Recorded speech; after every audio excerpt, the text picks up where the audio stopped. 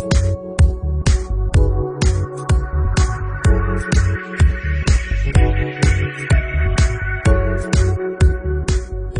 my name is Tim Sales. Do you know that there are very specific differences in what the poor, the middle class, and the wealthy buy with their money on payday? It's so simple yet so different it nearly knocked me out of my chair when I finally understood it.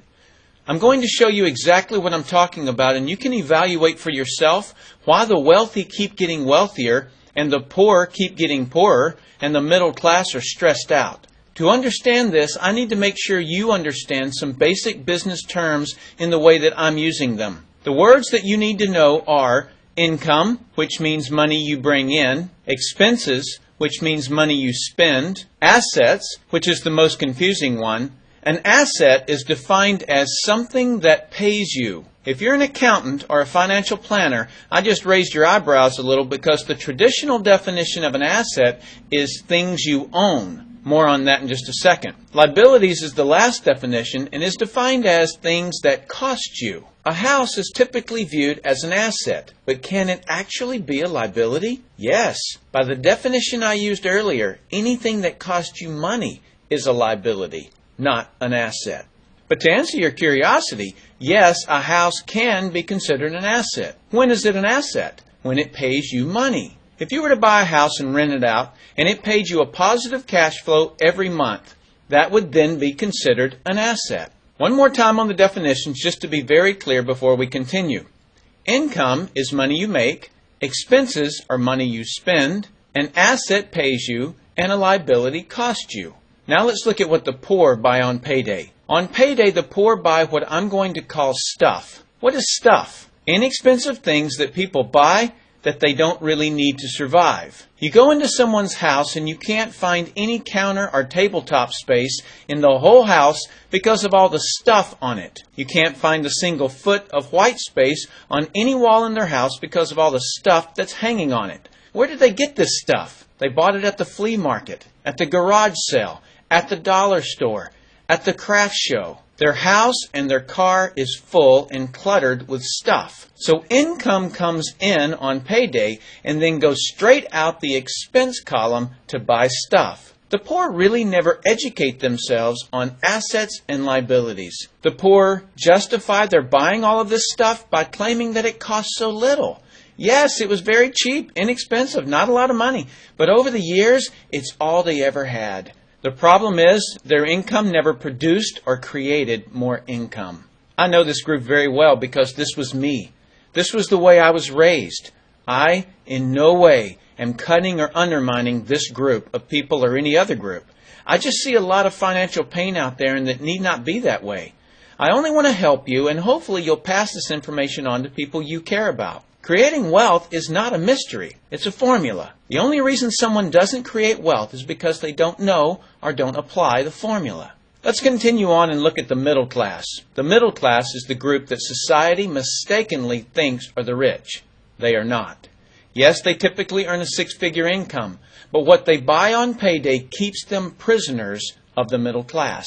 What they buy on payday are liabilities. Remember the definition of a liability? Things that cost you? By buying liabilities, the money gets pushed up and out their expense column. Liabilities are items like cars, boats, houses, airplanes, credit card debt. Let me explain the way this happens. On payday, the middle class make a nice big paycheck. Let's say $15,000 for the month. They then split that down the middle and pay their monthly expenses with half, and with the other half, they make a down payment on a new car. The car costs $7,000 down, and after they tack on the insurance and the maintenance, that liability costs them $1,100 new dollars every single month. A few months go by and they want a boat, then a vacation home, a Rolex watch on the credit card, a vacation on the credit card, and before you know it, their liabilities have raised the expense levels to near or above their income levels. They actually spend equal to or more than they make, meaning that they have to go to work and make a certain amount of money every single month because of their liabilities. The other important issue with both the poor and the middle class is that normally all of their income is dependent on their own effort, meaning they've educated themselves to exchange their knowledge and expertise for someone's money. Here's an example. An attorney is knowledgeable about law.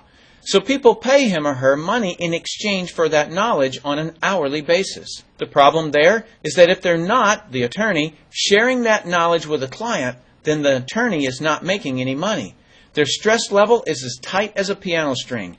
And if you were to ask them to go to dinner with you, they very rarely can because of how much money it'll cost them to take that time off. On the surface, life is merry.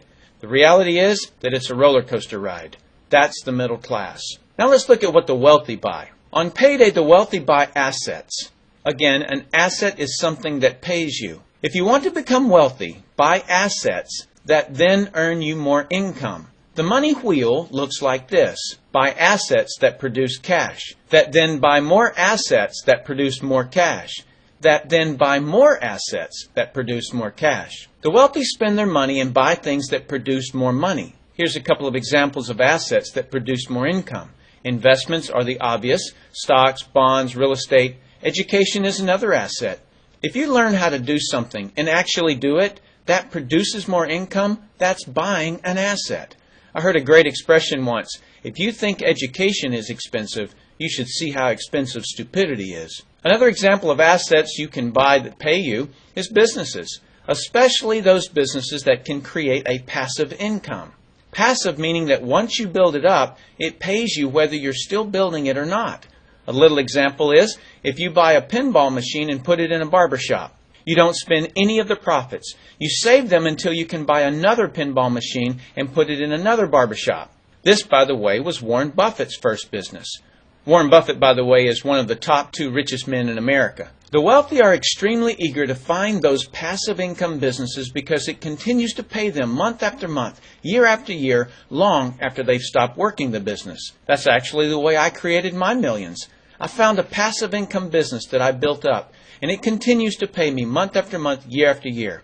I then took those profits and multiplied them in another passive money business, and then again in another. In conclusion, here's what I've learned. You can't find these passive money businesses unless you're open to hearing about them. Then once you find them, be willing to research them. The reason I say this is that I answered a hokey little ad that I ended up making a couple of $1 million from, simply because of that ad. So these businesses are out there. You've just got to find them.